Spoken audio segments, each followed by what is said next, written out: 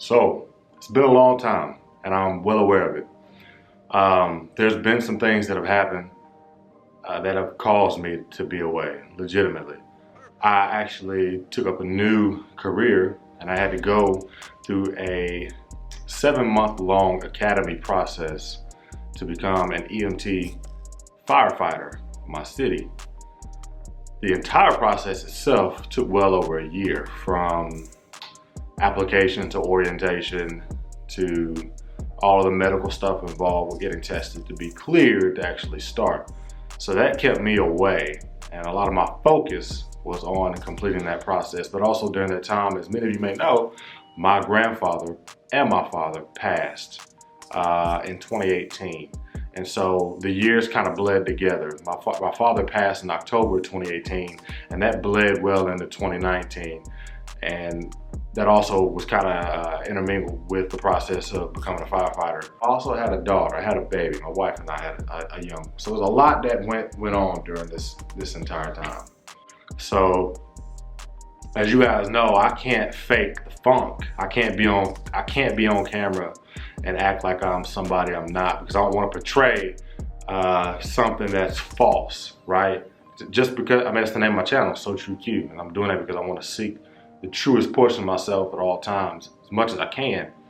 And that may be a flawed way of thinking, you know, but that's just me. That's something I'm working on. But right now, besides not having a beard, I wanted to talk to y'all about something. Mind you, I don't have a beard because that's a part of the job description. I have to have a clean shaven face for the face mask to actually fit and suction tight, create an air seal around my face. But guys, a lot of y'all have still been messaging me, checking in with me. I'll do a full video on some of the questions I've been given and an update on everything and where I'm at now. But right now, the task at hand, number one, the answer is yes, I am still vegan. Number two, yes, it is hard being a vegan firefighter sometimes. Anyway, I want to talk about something right now that's at the forefront of everybody's mind, and that's this damn virus, right? More importantly than the virus, guys, and girls, I want you guys to pay attention to what we're being subjected to 24/7. And I wanted to know, what do you mean when you say that there is no evidence of the coronavirus causing disease? Yeah, well, that's an excellent question. And what I've done is I've gone ahead and looked at all of the papers where there are scientists claiming to find evidence for a new virus, that they claim to isolate the virus. And what I found is that the scientific procedures that have been utilized in all of these scientific studies are actually, it wouldn't be possible using those techniques to isolate a virus and purify it and prove that it exists. So manageable numbers. Bottom line, we don't have to worry about this one, right? Well, obviously you need to take it seriously and do the kinds of things that the CDC and the Department of Homeland Security are doing. But this is not a major threat for the people in the United States, and this is not something that the citizens of the United States right now should be worried about. Fabulous. No, I am glad to hear that. Really, this will be probably the toughest week between this week and next week. And there'll be a lot of death, unfortunately, but a lot less death than if this wasn't done, but there will be death. You walk in, and it's hard for me to say, but you can actually smell fear. You smell death walking into the hospital. Very different feel at this period of time. That different feeling, she says, is one of breaking news tonight. Bracing for the worst. The dire warning from the nation's top doctor. Next week is going to be our Pearl Harbor moment. It's going to be our 9/11 moment. The surge in coronavirus cases and deaths now expected to peak within days. This is the national death toll tops 9,000. This is war. This is essentially what it feels to be like a wartime physician. For a doctor on the front lines in Michigan, one of the hotspots, health officials caution is just days away from reaching a deadly peak. We are struggling to get it under control. All right, let me try to make it plain here, straight. I have one surgical face mask here. Between the two of us, between me and Tom. He's sick, I'm not. Who should get the mask? Well, your natural instinct is to say, give me that mask. I don't want to catch what he has. But I should be begging him to wear it, because him, the sick person wearing it, better protects me, the healthy person, as if I were wearing it myself. So all these masks are floating around out there. Which ones do health officials say you should use? None of them. We're being subjected to misinformation, disinformation. We're being subjected to numbers that don't add up. We're being subjected to truth in some areas and lies in the other areas. And the worst part about it is that both are coming from the same people. People that we are supposed to rely upon to be authorities in these times on these subjects, right? So that leaves one important question. One of the most important questions when it comes to the situation at hand, and perhaps any other situation that we may come across, right? Who do we believe? Who do we listen to? Now, that points to an interesting point. You don't need to listen to me. In fact, I'm not making this video for you to listen to me. I'm making this video for you to be aware that you need to listen to yourself. Take in the information wherever it may come from, but have the discernment and the thought process to know, hey, that doesn't add up based on this professional, this doesn't add up based on this professional, and these are the things that connect together that make sense and are consistent across the board, right? There's a whole nother war that's being fought. There are many wars being fought right now. Right now, at the forefront is the war on this virus, right? They're posturing us EMTs and us frontline professionals, nurses and doctors as being on the front lines of the war on the coronavirus, right? But what about the other war that's fueling the virus? The other war that's fueling the behaviors surrounding this virus? That war to me is fear. The war on fear. You guys gotta understand, since this thing started, it's been sensationalized. It's been thrown, swayed back and forth one way or another. Oh, it's nothing to worry about, it's gonna be fine. There's no way it'll touch us. It's not gonna affect us. Oh, well, you know, we should probably start looking at this. Oh, pandemic, bam, right? And ever since it hit, it's just been an onslaught. Fear, fear, fear. People call it fear porn. That's what I'm gonna call it. It's just fear porn over and over and over. And it gets to the point to where a lot of people become addicted to only reinforcing the fear that they see. Let's not talk about the media channels and the people that are putting out the propaganda. Mind you, a lot of it may be merited. A lot of it may be true. But what does it benefit you to watch videos of people hauling away body bags, whether it be legitimized or not? What does it benefit you to watch hospitals full of people who are suffering from coronavirus or other ailments associated with it? What does it benefit you outside of having the awareness to watch that 24/7 every day? The way I see it, you need to see it once. You need to be exposed to this stuff once or twice, know the facts, know what's going on, stay up to date, but make sure it's at a minimal rate. If you look at these news channels constantly, every hour on the hour, like clockwork, they're putting up numbers. They're putting up statistics. They're putting up videos and images that just incite fear that, guess what? Science has proven induces a stress response that upregulates and causes you to produce stress hormones that do what? Suppress your immune system. And that causes you to be what? More susceptible to disease, no matter what it is, coronavirus, flu, or some other random bacteria. So suffice it to say that the one thing we need to focus on is guarding our minds. The information that we're getting, that's fine. We can take that. A lot of it needs to be taken with a grain of salt. Because the way that they make it seem, even the professionals, even the specialists, even the gurus, the people that know exactly what's going on in the realm of virologists aren't even experts. They say this is unlike anything they've ever seen. So how can we rely on them? It's high time that we take into consideration what these people are telling us. We do listen to it. Yes, you do take the precautions. If you feel that you need to, you absolutely need to. And by all means, if you're showing signs and symptoms, you definitely need to be taking the precautions. But do not live your life in fear. Do not subject yourself constantly to these images of fear that just reinforce over and over something that affects you on a totally different level. Life is most likely going to be changed. The way we do things is most likely going to be changed on the other side of this.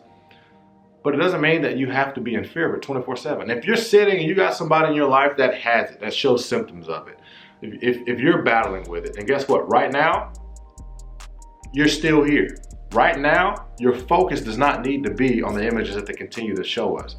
If they were really concerned about making sure that Americans were safe, if the majority of these media companies had our best interest in mind, don't you think that they would be showing us things, at least with the research and the available information that we have right now? Don't you think that they would show us just a portion of what could be helpful during these times? They tell us to wear the mask, and they say, no, the masks, they don't help. The one thing they tell us that we need to do is wash our hands. So guess what? That's a piece of information we can take to the bank. Wash your hands. It's that easy. Don't touch your face to your mouth, all these things. And back to me saying, you know, you shouldn't listen to everybody. You don't have to listen to me. You shouldn't listen to me. I'm just a guy that's seeing something firsthand, a lot of times on the first point of contact for these people getting into the hospitals. I'm seeing a war on fear.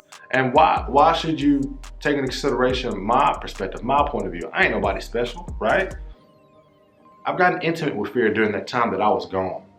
It doesn't mean that I've conquered fear, but it does mean that I understand fear for what it is, and it doesn't scare me the way that it used to. There's different types of fears. There's fear that is healthy for you, that will keep you alive, right? But there's also another type of fear. And a lot of people know that fear is one of the greatest motivators to get you to do what they want you to do, behave the way that they want you to behave, right? And we're not just talking about the powers that be. We're not talking about government. We're not talking about the spooky boogeyman. We're talking about just generalized fear. The craziest thing about fear is that although it requires an external output, it also requires you to internalize it. What do I mean by that? When you internalize fear, you take that within yourself, you process it, and then you produce the behavior response. The external stimulus, the external stimuli that you come across does not produce that response, the behavioral response. You do. And when I figured that out, well, I spent those months and a year and a half being in fear, wondering if I was going to be next to fall because of heart complications, some type of underlying condition I didn't know of that my father had, my grandfather had. Guys, it was rough, man. I had nights where I would wake up in delirium. Nights that I couldn't even go to sleep. I had nights that I would cry on the way to work just because I wanted to sleep. I had no clue where I was sometimes. Sometimes I would drive and I didn't even know, like, you know, sometimes when you drive somewhere, you're so used to going that route, you don't realize that you were driving by the time you get there. I had the same thing, except mine was spurred on by anxiety and fear. And I never experienced anxiety or fear at all in my life. But during that time, getting exposed to fear that way, I learned that fear is actually a lie. A lot of fear is a lie. And it's a lie that we tell ourselves. And it's a lie that causes us to behave in a certain way that keeps us back. It reinforces our limiting beliefs. And it causes us to form new limiting beliefs, right? So all I'm saying is, if you're seeing this thing for what it is, you need to watch what you subject yourself to. You need to watch more positive things. You need to watch the science on people who have recovered. You need to watch the reports on people who have recovered. You need to watch science on things that can help you bolster and boost your immune system and your overall health. If you have it or you suspect that you have it, you need to be doing the same thing. It doesn't benefit you to continue to reinforce the fear and that response within you. Get the information, get the news, move on. That's my message. You can do whatever the heck you want to do. You don't even gotta listen to me. But take from somebody that has gotten very intimate, up close and personal with fear. It ain't all it's cracked up to be. It's really not. The one thing about fear is that on the other side of it, I did learn, on the other side of it, you come out a stronger person. I've never been fearful in situations where it was a matter of physical strength. I've never been fearful in situations where it's a matter of anything physical. I have a pretty high stress tolerance. I guess that makes me pretty good for the job and career that I've decided to take up. But when it comes to fear being played on my mental and the idea of loss, that bothered me, and that's when it stung me deep, right? I didn't come to YouTube. I wanted to. I had videos I shot. I had to delete them. I had videos I shot. Every time I turned the camera on, I'd cry. I would cry because I was constantly thinking about the fear, constantly thinking about the loss of my father. And on the other side of that fear, maybe you can blame it on being a father myself now, realizing that I have a responsibility to see through that and to prosper in ways that I've always wanted to pick up where my father left off. Maybe you can blame it on that, but maybe you can also blame it on the fact that I've figured out fear is what it is. Fear at its very evolutionistic, creationistic standpoint, even if that even makes sense. Fear is a defense mechanism to keep you alive and to keep you on the right track to being prosperous, to living.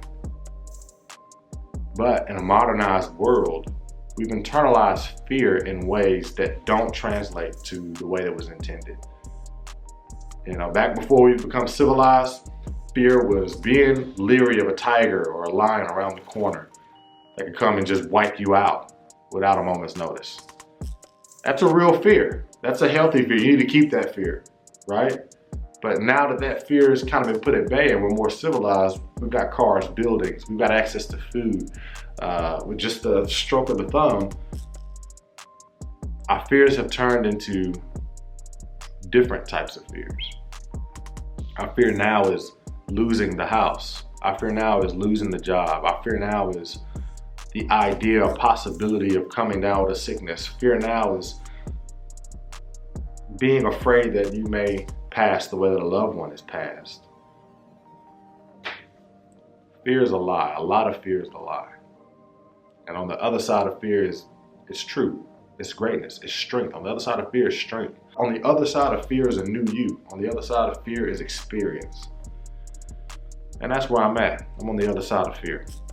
So, I hope I didn't talk too much or too long. Probably have to whittle this down quite a bit. But until next time, like I always say now, expand your mind, guard your heart, and follow your vision. And don't be getting scared, because it's going to be all right. I'm telling y'all, it's going to be all right. Well, let me tell you why they're afraid.